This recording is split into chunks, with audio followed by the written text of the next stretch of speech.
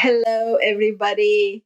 Today I'm talking about Sun in Scorpio, 16th November to 16th December. This is a very important transition because Sun is out of its debilitation sign and it is going into a sign where he's very happy with.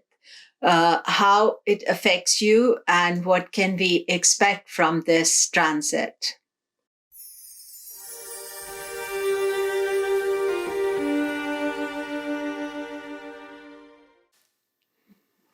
Hello, everybody. I'm Komilla Sutton, and we are talking about Sun in Scorpio. I'd just like to request you that please do press the subscribe button, like, share. I'm trying to get up to the next level of 15,000, and I hope that you help me to do that by subscribing. Thanks again. I am reminding you that the early bird for my 2020 courses is on 21st of November. As you know, that I do 4 courses every year from foundation level to rules of interpretation, prediction, and then advanced course this year is on financial astrology. All details are on my website, komilla.com. I'll put a link at the bottom. So let's go back to Sun in Scorpio. So it is there from 16th of November to 16th December.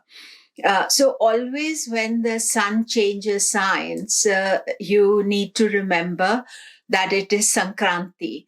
So 16th of November is Sankranti Day and 16th of December is Sankranti Day.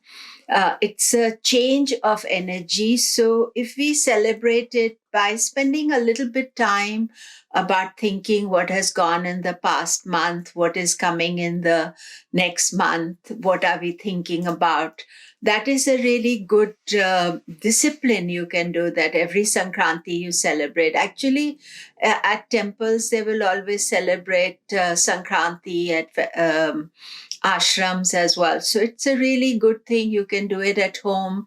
Just be aware that today is a day of transition, not make any important decisions. However, this transition is very important because this is the celebration of Sun going out of debilitation. So I was at a temple in Tamil Nadu a few years ago when this transition took place.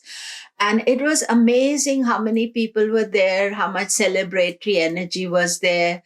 They had the deity travel around the temple so that everybody could be blessed by it. So it was a wonderful way to see the Sankrantis being celebrated. So Sun in Scorpio, this is strong. It is in its friend sign. It's out of debilitation. And there is no negative conjunction throughout this transit. There's a short combination with Venus till 20th of November, and then with Mercury after 6th of December to 16th, that Mercury, Sun are together.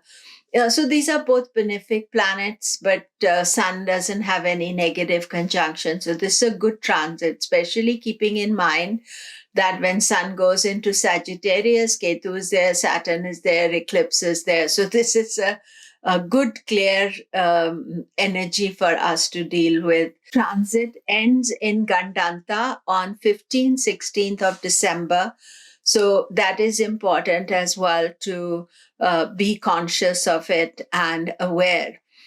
Then Sage Parashar gives a very important technique for the Sun's transit. So remember, the Sun is your monthly clock. That means that when the Sun changes signs, he moves into another area of your chart and shines his light to that area of the chart. So what Sage Parashar reminds us in our dashas, that if you are, say, in Mars dasha, then the 2 key areas for you would be Sun in Aries and then Sun in Scorpio. So there's some trigger, an important event taking place if you are in Mars Dasha or Mars Bhukti.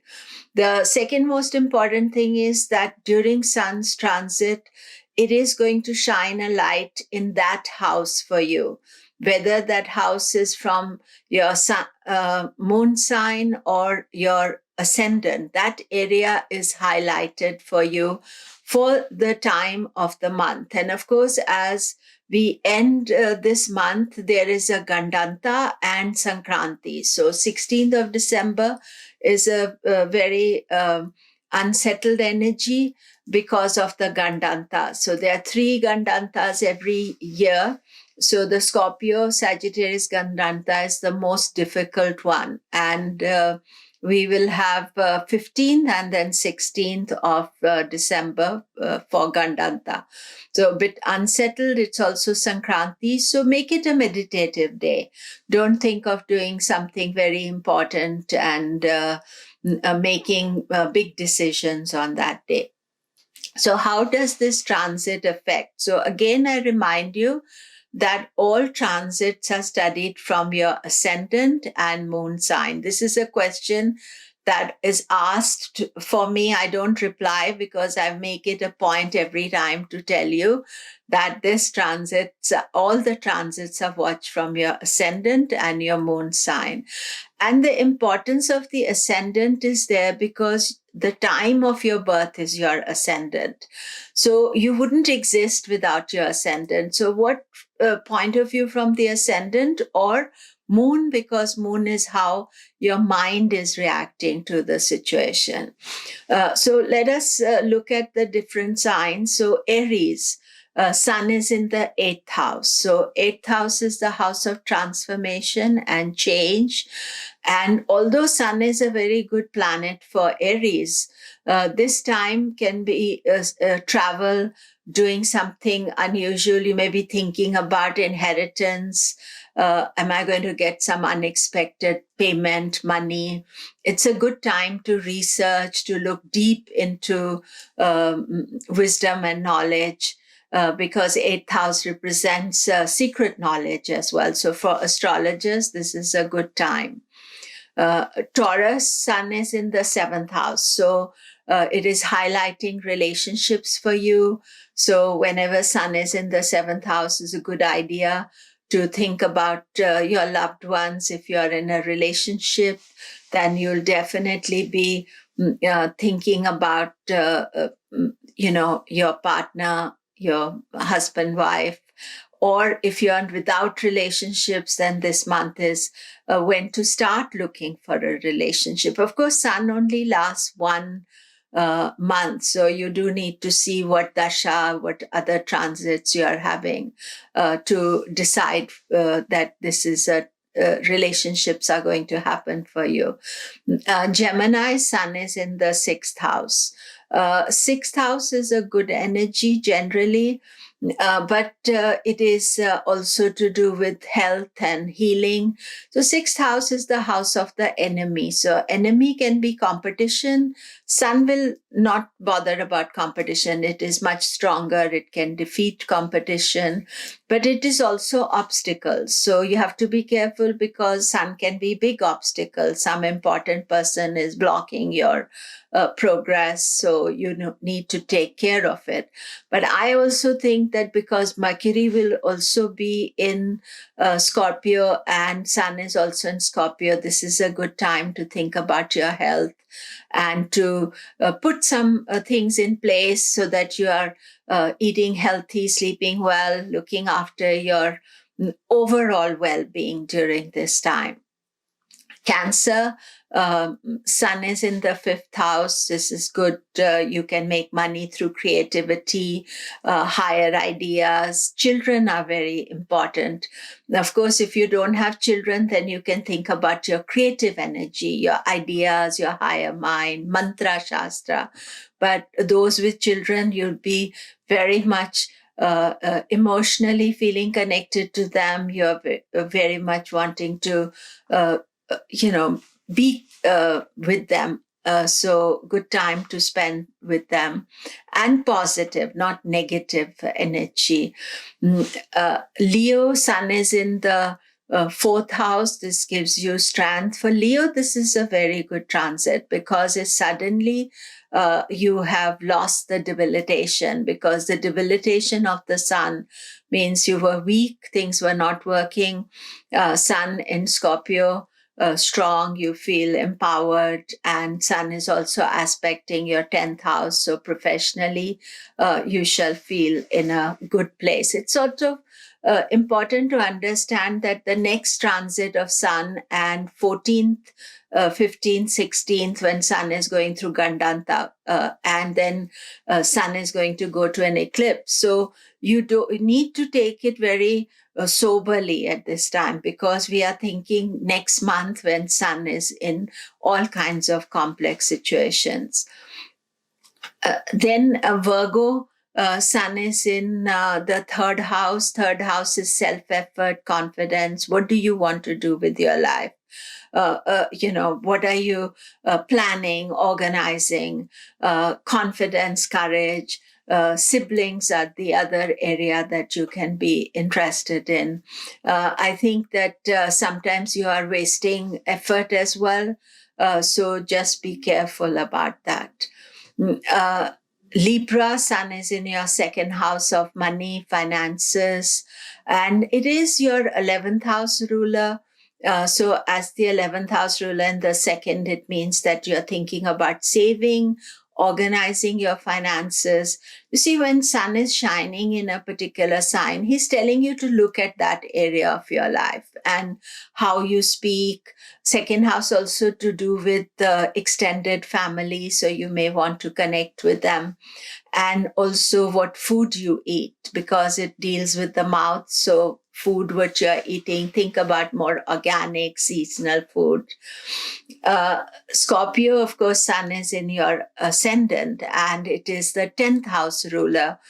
So professionally, there can be opportunities. This is definitely energizing you and helping you, despite the fact that your ascendant ruler Mars is in your 12th house. So you have to just be careful that you're not creating problems for yourself. Even though there are opportunities, sometimes you may be wasting time, energy, because your Lagna Lord is not well placed. So be aware of that. After 25th of December, when Mars goes into Scorpio, then there's plenty of time to make things happen. Sagittarius, Sun in Scorpio, 12th house for you. So 12th house is not necessarily the best position. It's highlighting expenses. Sun also has grand ideas, grand expenses. I would say is best not to make expenses. Why? Because Shani is still transiting your ascendant and moon sign. So Saturn always is less is more, tight control over spending. So don't be taken by that Sun is in my 12th house and any grand ideas, hold on to them for later. But you can focus on the spirituality of the 12th house. You can do some meditation, mantra practice, just thinking about your higher self, and maybe some charitable work, giving to people effort that can make their life better. Capricorn, Sun is in the 11th house. So 11th house is house of profit. And definitely you're thinking about money and finances and how to make the most of it. Again, for Capricorn, one of the problems is that Saturn, their ruling planet, is in the 12th house. I have spoken about this earlier as well. And so you are making effort but not getting rewards from it. And if you just focus on money and think I should be earning money and doing things, you have to think about how your efforts are not getting rewarded. So at this stage, you should think what your future security is about, but not worry so much if you're not getting the correct results just now. Aquarius, sun in the 10th house, very good for career, a great opportunity. Sun loves being in the 10th house. So people can notice you. Your work is prominent just now. You should see if you want to progress. You see, the sun is not telling you that do something about it. He's giving a fire to that energy that you can think about it. It's shining the light so that you can do something about this energy. I think that is really important. And finally, Pisces, ninth house transit. Scorpio is your ninth house. Wonderful transit for you, education, learning. Just one thing careful is don't think I know everything. Don't allow your ego to go out of control. But it would be a great idea to learn something new, to teach something new, to be at the feet of the gurus, whether they are physically present or you can study something from the divine knowledge. Good time to study Jyotish if you want to. Yeah, that's it for today. Remember to subscribe, please, so that you help me get to the next milestone. And I always appreciate you very much. Thank you so much.